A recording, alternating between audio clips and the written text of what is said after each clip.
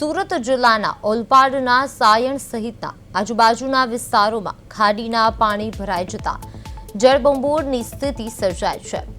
ભારે વરસાદના કારણે કીમ સાયર રોડ પર પાણી ફરી વળ્યા છે, જેને પગલે વાહન વ્યવહાર ખોરવાયો છે। આ ઉપરાંત મુળદ ગામ નજીક મુખ્ય માર્ગ પર ખાડીના પાણી ફરી વળતા ગામને જોડતો સંપર્ક માર્ગ સંપૂર્ણપણે બંધ થઈ ગયો છે અને ગ્રામજનોનો મુશ્કેલીમાં મુકાશે। બીજી તરફ સયાદલા ગામની 200થી વધુ ઘરો ધરાવતી રાજમંદિર સોસાયટી પૂરના પાણીના કારણે બેટમાં ફેરવાઈ ગઈ છે અને મોટાભાગના ઘરોમાં પાણી ઘૂસી ગયા છે। સ્થાનિકોના જણાવ્યા મુજબ ખેતરાડી કાસના પાણી બેકાબુ થઈને રહેણાંક વિસ્તારોમાં ઘૂસી જતા ચારે તરફ જળબંબાકારની સ્થિતિ છે। આસપાસના વિસ્તારોમાં મોટા પાયે બનેલા ઔદ્યોગિક એકમોને કારણે કુદરતી પાણીનો નિકાલ અટકી ગયો હોવાથી પૂરની ગંભીર સમસ્યા સર્જાઈ હોવાનો આક્ષેપ પણ ઉઠ્યો છે।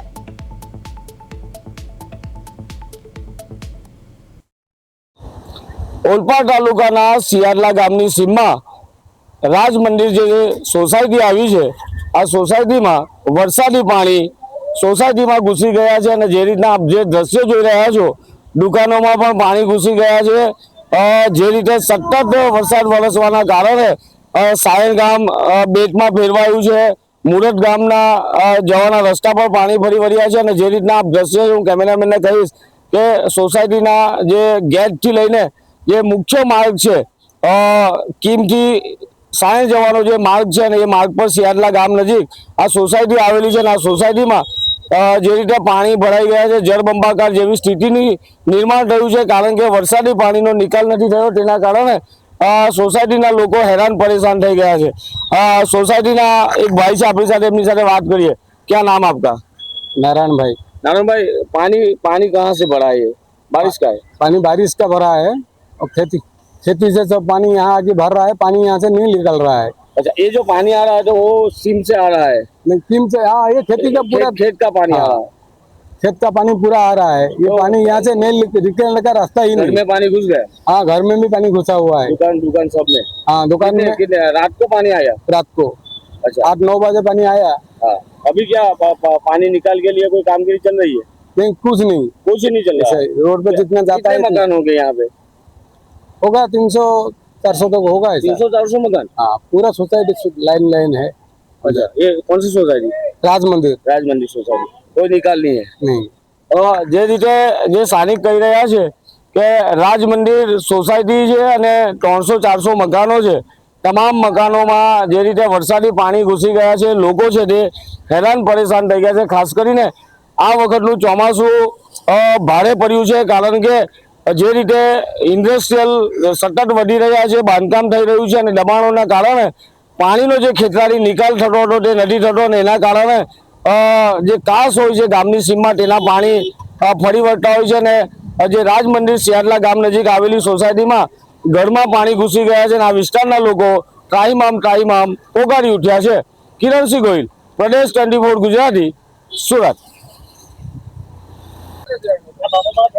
સમગ્ર સુરત જિલ્લામાં છેલ્લા 2-3 દિવસથી સતત વરસાદ વરસી રહ્યો છે અને વરસાદના કારણે જ્યાં જુઓ ત્યાં જળબંબાકાર જેવી સ્થિતિનું નિર્માણ થયું છે। જે દ્રશ્ય આપ જોઈ રહ્યા છો, ઓલપાડ તાલુકાનું મુરત ગામ છે અને મુરત ગામની સીમમાંથી જે ખાડી પસાર થાય છે, આ ખાડીમાં આજુબાજુ વિસ્તારની કાસ છે તેનું પાણી ઠલવાતું એ રીતે સતત વરસાદ વરસી રહ્યો છે। તેના કારણે મુરત ગામમાં જવાનો જે રસ્તો છે તેના લો લેવલ જે રસ્તો છે તેના પર પાણી ફરી વળ્યા છે અને ખાસ કરીને જે રીતની હેરાનગતિ છે, લોકો વાહન ચાલકો છે તે હેરાન પરેશાન થઈ ગયા છે। મુરત ગામ છે, મુરત ગામને અડીને આ ખાડીના પાણી છે તે પસાર થઈ રહ્યા છે, પરંતુ જે રીતે છેલ્લા 2-3 દિવસથી સતત વરસાદના કારણે આ વિસ્તારમાં જળબંબાકાર જેવી સ્થિતિનું નિર્માણ છે। જો વરસાદ ફરી શરૂ થાય તો આ મુરત સાયણ રોડ છે, આ મુરત સાયણ રોડ પર જો પાણી ફરી વળે તો વાહન વ્યવહાર બંધ થઈ જાય અને ખાસ કરીને જે રીતના આ દ્રશ્ય આપ જોઈ રહ્યા છો, આ મુરતથી સાયણ તરફ જવાના રસ્તા પર પાણી ભરાઈ ગયા છે અને હાલ છે તે વાહન વ્યવહાર ચાલુ છે, પરંતુ જો વધુ વરસાદ પડે તો આ રસ્તા પર પાણી ભરાઈ જાય તો સાયણ અને મુરતનો સંપર્ક કપાઈ જાય અને લોકોએ ભારે ચક્રાઓ ફરીને આવવું પડે। પરંતુ જે રીતે હું કેમેરામેનને કહીશ કે રિક્ષા જે આવી રહી છે આ મુખ્ય માર્ગ છે જે સુરત શહેર તરફ જાય છે, પરંતુ વરસાદી પાણી ગઈ રાતથી જ સતત પડતા ખાડીમાં પાણી ભરાઈ ગયા છે અને ખાડીમાં પાણી ભરાઈ જવાના કારણે દૂર દૂર સુધી જળબંબાકાર જેવી સ્થિતિ છે, જ્યારે મુરત ગામ બેટમાં ફેરવાયું હોય એવા દ્રશ્યો જોવા મળી રહ્યા છે। જે મુરત ગામના પાછળના ભાગેથી જે ગામ તરફ જવાનો જે રસ્તો છે તે રસ્તા પર પાણી ફરી વળ્યા છે ને એના કારણે અવર જવર બંધ કરી દેવામાં આવી છે, પરંતુ જો સતત વરસાદ પડે અને વરસાદ પડે તો આ રસ્તો છે મુખ્ય માર્ગ છે મુરત સાયણ જવાનો, તે માર્ગ પણ બંધ થઈ જાય તેમ છે। ઓલપાડ તાલુકાના સાયણમાં જળબંબાકાર જેવી સ્થિતિનું નિર્માણ થયું છે, ત્યારે આપ જે દ્રશ્ય છે અમારી પ્રદેશ 24 ગુજરાતીની ટીમ છે તે ખાસ કરીને સાયણ વિસ્તારમાં આવી છે અને સાયણમાં જે રીતે પાણી ભરાય છે, રાકેશભાઈ જે રીતે પાણી ભરાય શું કહેશો? ખૂબ જ કપરી પરિસ્થિતિ છે, પણ અહીંયા હું પણ કારેલી ગામનો સરપંચ છું। અમારાથી જે કંઈ મદદ થતી હોય એ મદદ કરવા માટે અમે અહીં આવ્યા છે। અમને ઓલપાડ 155 વિધાનસભાના ધારાસભ્ય શ્રી મુકેશભાઈ પટેલ સાહેબ શ્રીની સૂચના મુજબ આજુબાજુના ગામથી જે કંઈ મદદ થતી હોય એ મદદ કરવાની અમને સૂચના મળેલી હતી અને એમના સૂચનાના પાલન કરવા માટે અમે આજે સાયણ મુકામે અમે એક સેવાના ભાગરૂપે અહીંયા આગળ આવ્યા છે। જે રીતે પરિસ્થિતિ છે સાયણની, તો બધી સોસાયટીની કેવી હાલત છે?